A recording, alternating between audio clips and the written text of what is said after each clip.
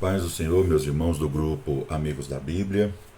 Hoje é o dia 67 da nossa leitura do Novo Testamento em 90 dias. E hoje vamos falar sobre 2 Coríntios, capítulo 10 e o 11. 2 Coríntios, capítulo 10. Nessas últimas sessões de 2 Coríntios, que vai do capítulo 10 até o 13, Paulo apresenta a defesa de seu apostolado. Nesses capítulos, ele responde às acusações de seus inimigos coríntios, e aqui a gente descobre as mentiras que contam a respeito de Paulo à medida que lemos sua réplica, que ele não era um apóstolo de verdade, pois não tinha as credenciais da igreja de Jerusalém. Outras mentiras que eles contam eram as seguintes: que a presença física dele era tão fraca que não despertava respeito, que suas cartas eram fortes, mas nunca os auxiliava pessoalmente, e que não se podia confiar em suas promessas. Nesses capítulos, Paulo não defende a si mesmo somente, mas o seu ofício apostólico, e, portanto, ele também defendia a mensagem que pregava. Essas mentiras eram fomentadas pelos falsos mestres que visitaram Corinto e ganharam parte da igreja com suas doutrinas falsas, uma mistura de judaísmo com evangelho. Paulo diz: porque não ousamos classificar-nos ou comparar-nos com alguns que se louvam a si mesmos. Nós, porém, não nos gloriaremos sem medida, mas respeitamos o limite da esfera de ação que Deus nos demarcou e que se estende até vós. Claro, o gloriar-se de Paulo estava no Senhor, não nele mesmo. No capítulo 10, Paulo apresenta várias respostas à acusação de que suas cartas eram corajosas enquanto sua presença era fraca. Primeira, sigo o exemplo de Cristo. Capítulo 10, versículo 1. Os coríntios amavam se gloriar nos homens e ficavam impressionados com os pregadores judaizantes da Palestina. Eles, embora pregassem uma doutrina falsa, capítulo 11, versículo 4, e tirassem vantagem dos cristãos, capítulo 11, versículo 18 até o 20, foram bem recebidos pela igreja e receberam mais honra que Paulo, que fundou aquela igreja e arriscou a vida dele por ela. Vai entender, né, meus irmãos?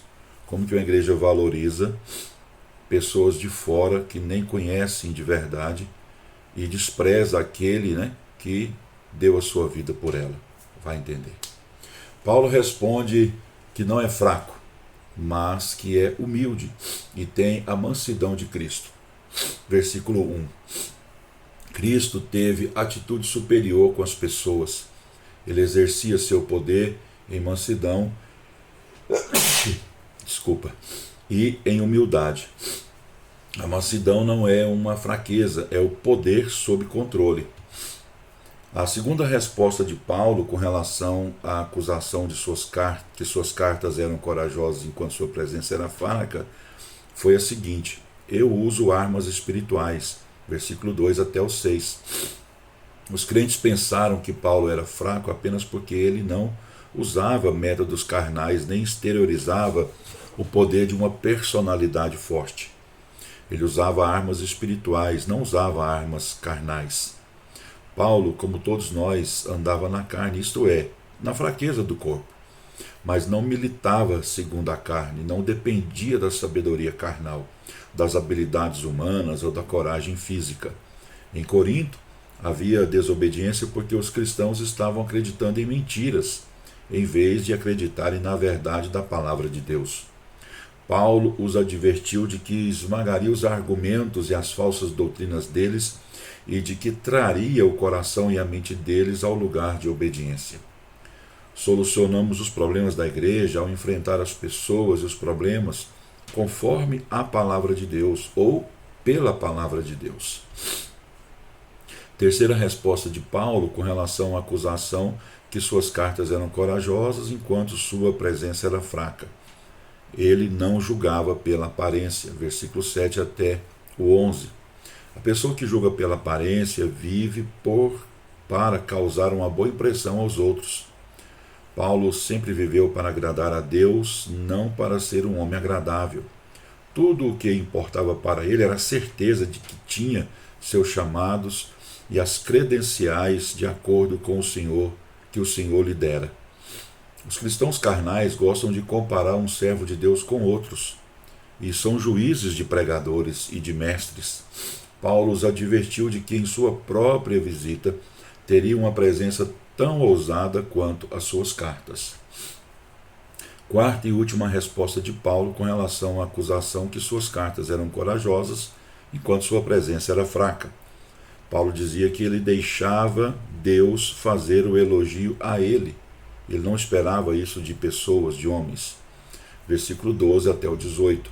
Esses falsos mestres pertenciam à sociedade da admiração mútua e tinham um alto conceito de si mesmos, pois se comparavam uns com os outros. Paulo, porém, pergunta onde esses grandes mestres estavam quando ele arriscou a vida para iniciar a igreja em Corinto.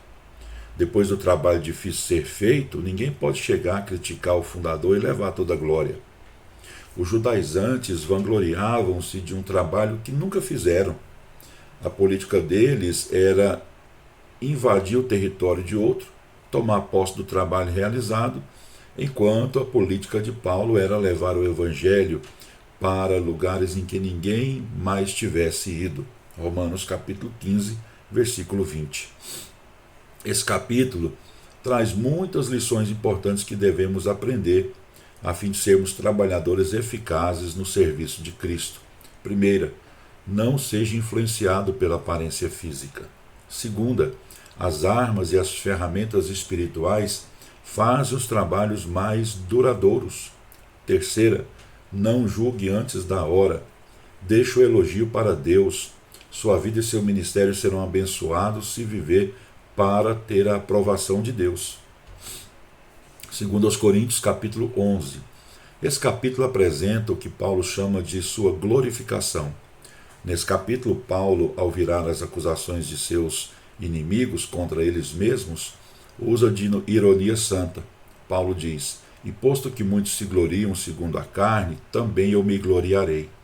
Paulo sabe que seu gloriar-se trará glória para Cristo, pois tudo que sofre é para a glória dele. Paulo se gloria a respeito de 3 assuntos. Primeiro, seu zelo pela igreja, versículo 1 até o 6. O zelo fundamenta-se no amor e procura o bem-estar dos outros. Em Efésios capítulo 5, versículo 22 a 33, Paulo apresenta a Igreja Universal como noiva de Cristo, da mesma forma que aqui compara a igreja local como uma noiva. Os dois exemplos são válidos. Paulo queria manter a igreja pura, livre de falsas doutrinas e do viver mundano. O Antigo Testamento compara o seguir falsos deuses ao adultério. O Novo Testamento chama a mundanidade de adultério, Tiago capítulo 4, versículo 1 até o 4. Como a igreja local pode ser afastada de Cristo? Ao seguir falsos mestres, de acordo com os versículos 3 e de 13 a 15 de 2 Coríntios capítulo 11. A única forma de evitar o adultério espiritual é manter-se fiel à palavra de Deus. É muito importante que nós zelemos pela igreja, porque Jesus foi quem morreu por ela e Ele é o dono dela. Nós somos os seus mordomos, os seus cuidadores. Sua generosidade com a igreja, versículo 7 até o 21 do capítulo 11. Seus inimigos acusam Paulo de não ser um apóstolo de verdade por não aceitar dinheiro por seu serviço e alegam que sua recusa em aceitar a ajuda da igreja de Corinto comprova que ele sabe que é desonesto. Qual é a lógica disso, meus irmãos? Paulo usa uma ponta de ironia ao sugerir que cometeu um pecado e não aceitar uma ajuda material dos coríntios, versículo 7. Ele se sustenta para que seu ministério não seja acusado de nada. 1 Coríntios capítulo 9 trata desse assunto. E ainda assim seus inimigos encontram falhas nele. Meu Deus do céu. Ele assegura que não aceitou a ajuda deles porque os ama. Ele permitiu que a igreja de Filipos lhe enviasse ajuda, E embora seu chamado apostólico lhe permitisse receber ajuda, da igreja de Corinto especificamente ele não aceitou. Ele tinha seus motivos, as suas razões para isso. E mesmo assim ele foi acusado de ser desonesto. Pela primeira vez, Paulo acusa esses mestres de serem servos de Satanás. No entanto, esses cristãos deviam saber que esses mestres eram enviados por Satanás, já que a vida e o ministério deles não apresentavam qualquer manifestação do Espírito de Cristo. O versículo 20 descreve o ministério carnal. Ele escraviza, não liberta, devora a pessoa de forma egoísta, os líderes exaltam a si mesmos, não a Cristo, fere os santos em vez de ajudar a curar as feridas deles. Muito diferente do ministério de Paulo. Seu sofrimento pela igreja, versículo 22 até o 33 do capítulo 11. As principais credenciais do ministério apostólico de Paulo eram as feridas que recebeu no serviço de Cristo. Depois os irmãos leiam Gálatas, capítulo 6, versículo 17. Os sofrimentos pelos quais passou não precisam de comentários, eles falam por si mesmos. Basta dizer que Paulo ia para qualquer lugar e suportava tudo a fim de levar o evangelho para as almas perdidas. Observe que Paulo se gloria das coisas que atestam sua fraqueza e não das que mostram sua força. Paulo enumera todas as vezes em que foi preso, surrado ou deixado no mar, enquanto os judaizantes se vangloriam de seus convertidos. No capítulo 12, Paulo, ao levar o assunto para o espinho de sua carne, comenta: de boa vontade, pois, mais me gloriarei nas fraquezas. Ele encerra com um assunto especialmente interessante, que foi a sua fuga de Damasco, relatada em Atos capítulo 9, versículo 23 a 25. Esse grande mestre deve ter se sentido humilhado em ser descido pela muralha em um grande cesto. Os judaizantes se humilhariam tanto? Não, eles não transigiriam com a sua mensagem e sairiam pelos portões da cidade. Paulo sofreu do primeiro ao último dia de seu ministério.